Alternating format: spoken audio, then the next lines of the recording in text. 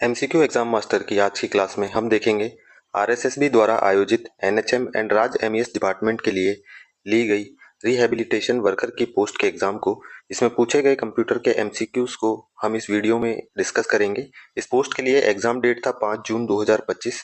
इस पोस्ट में पूछे गए कंप्यूटर के क्वेश्चंस के लिए सिलेबस आप यहाँ स्क्रीन पर देख सकते हैं।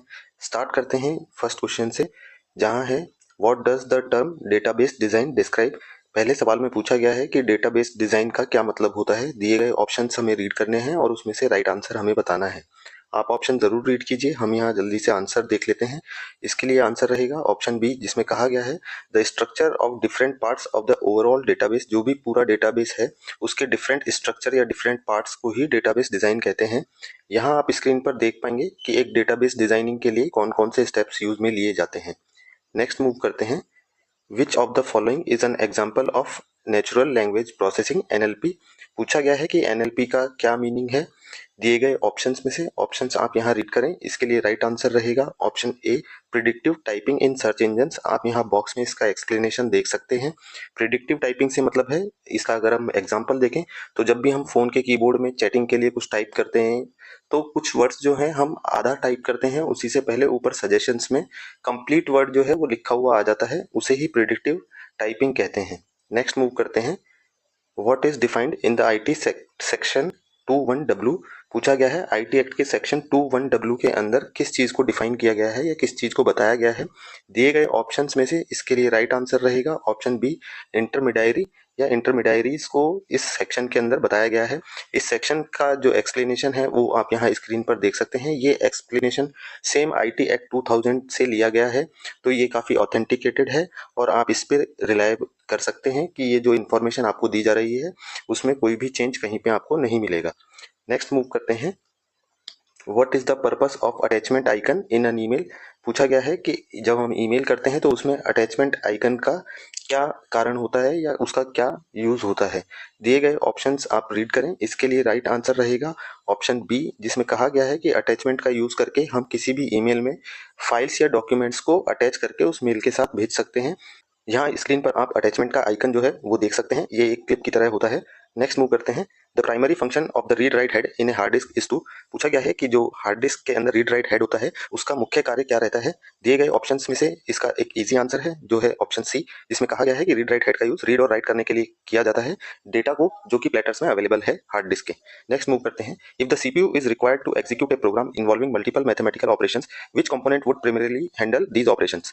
सवाल में पूछा गया है कि सीपीयू में अगर कोई एक प्रोग्राम एग्जीक्यूट करना है और उस प्रोग्राम के अंदर कुछ मैथमेटिकल ऑपरेशंस इन्वॉल्व हैं या कैलकुलेशन इन्वॉल्व हैं, तो उस मैथमेटिकल ऑपरेशन को करने के लिए सीपीयू का कौन सा कंपोनेंट जो है वो इन चीजों को हैंडल करेगा या उस कैलकुलेशन को हैंडल करेगा। दिए गए ऑप्शंस आप समझ गए होंगे। इसके लिए राइट आंसर है option D, arithmetic logical unit का यूज किया जाता है। नेक्स्ट क्वेश्चन पे चलते हैं। Which of the following is not a common sign of malware infection.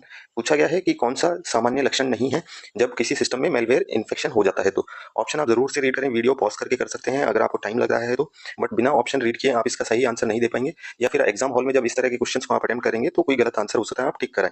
इस क्वेश्चन के लिए राइट आंसर है ऑप्शन सी, जिसमें कहा गया है कि enhance computer performance and battery life, क्योंकि अपने आप में ये कोई नेगेटिव साइन नहीं है और यहाँ क्वेश्चन में हमें नॉट वर्ड दिया गया है, मतलब जो नहीं है वो बताना है, तो इसके लिए राइट आंसर सी है।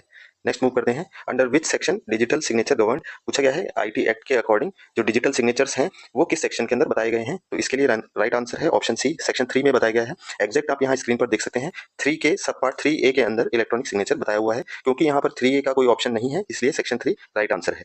नेक्स्ट मूव करते हैं। Which of the following principles guide the procedure of cyber appellate tribunal.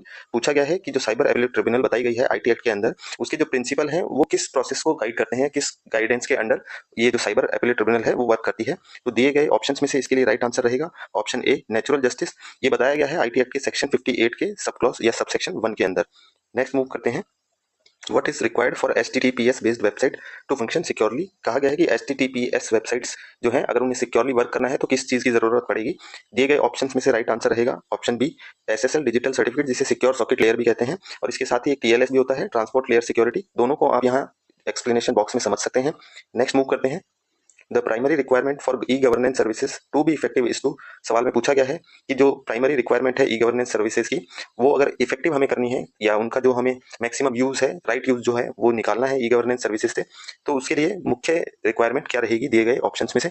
तो दिए गए ऑप्शन आप यहाँ जरूर रीड करें। इसके लिए राइट आंसर है ऑप्शन बी, जिसमें कहा गया है कि सबसे मेन रिक्वायरमेंट रहती है कि वो सब जो सोसाइटी के जितने भी सेगमेंट है उनको कवर करें, अफोर्डेबल हो ताकि उसको कॉस्ट इफेक्टिव रहे, ताकि हम उसे इंप्लीमेंट कर पाए कम पैसों में, and customise to local requirements, जो लोकल रिक्वायरमेंट्स हैं, जरूरतें हैं, उनको पूरा कर पाए। नेक्स्ट मूव करते हैं। Which of the following statements about RAM is not true, बताना है हमें रैम से संबंधित कौन सा स्टेटमेंट सही नहीं है। डिफरेंट स्टेटमेंट्स आप यहाँ ऑप्शन में रीड कर सकते हैं। रैम का मीनिंग यहाँ पर रैंडम एक्सेस मेमोरी से है। इसके लिए राइट आंसर है ऑप्शन सी, जिसमें कहा गया है कि जो रैंडम एक्सेस मेमोरी चिप्स होती हैं ये नॉन वोलेटाइल है और जो डेटा है वो पावर लॉस के बाद में भी स्टोर करके रखती हैं, जो कि ट्रू नहीं है। यहाँ पर नई वर्ड का आप हमेशा ध्यान रखें। नेक्स्ट मूव करते हैं। What happens when an image is captured through a scanner, पूछा गया है सवाल में जब स्कैनर से यूज करके हम किसी इमेज को स्कैन करते हैं तो कौन सा टास्क जो है वो परफॉर्म होता है और जो इमेज है वो हमारी ट्रांसफर होती है कंप्यूटर सिस्टम में। दिए गए ऑप्शंस में से राइट आंसर इस क्वेश्चन के लिए रहेगा ऑप्शन बी। इसमें कहा गया है it sends pixel colour values to the computer, कि जो स्कैनर है वो जो हम डॉक्यूमेंट स्कैन कर रहे हैं वहां से कलर जो है वो पिक्सल फॉर्म में गेन करता है और उन्हें ट्रांसफर करता है कंप्यूटर सिस्टम को या सीपीयू को। अगला क्वेश्चन है what is the main function of a device driver, पूछा गया है कि डिवाइस ड्राइवर का मुख्य कार्य क्या रहता है। दिए गए ऑप्शंस में से हमें बताना है, आप जरूर रीड करें ऑप्शन। इसके लिए राइट आंसर रहेगा option D, interface between device and the operating system. जो भी ऑपरेटिंग सिस्टम हमारे कंप्यूटर में इंस्टॉल्ड है और जो भी हम एक्सटर्नल डिवाइस यूज करना चाहते हैं, जैसे कि माउस हो गया, कीबोर्ड हो गया, स्पीकर हैं हमारे, स्कैनर्स हैं, प्रिंटर्स हैं, तो इन सभी को कनेक्ट करने के लिए ऑपरेटिंग सिस्टम के साथ कार्य करने के लिए कंपेटिबल हो, उसके लिए हम डिवाइस ड्राइवर का इस्तेमाल करते हैं। एक्सप्लेनेशन यही आप स्क्रीन पर देख पाएंगे।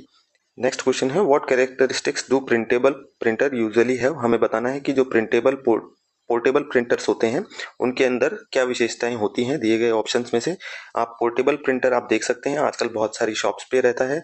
आप देखेंगे मीटर रीडिंग के लिए हमारे पास जो इलेक्ट्रिकली मीटर होते हैं तो उनके लिए बिल जनरेट करने के लिए उनके पास में भी एक पोर्टेबल प्रिंटर रहता है, तो उसमें क्या विशेषताएं रहती हैं वो हमें बताना है।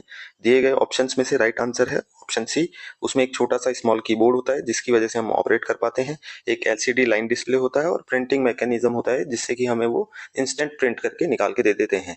तो आज के क्वेश्चन यहीं पर एंड होते हैं। वीडियो अच्छा लगा हो तो लाइक करें, चैनल को सब्सक्राइब करें और भी इसी तरह के एमसीक्यूज देखने के लिए आप हमारे चैनल पर प्लेलिस्ट विजिट कर सकते हैं। Thank you for watching.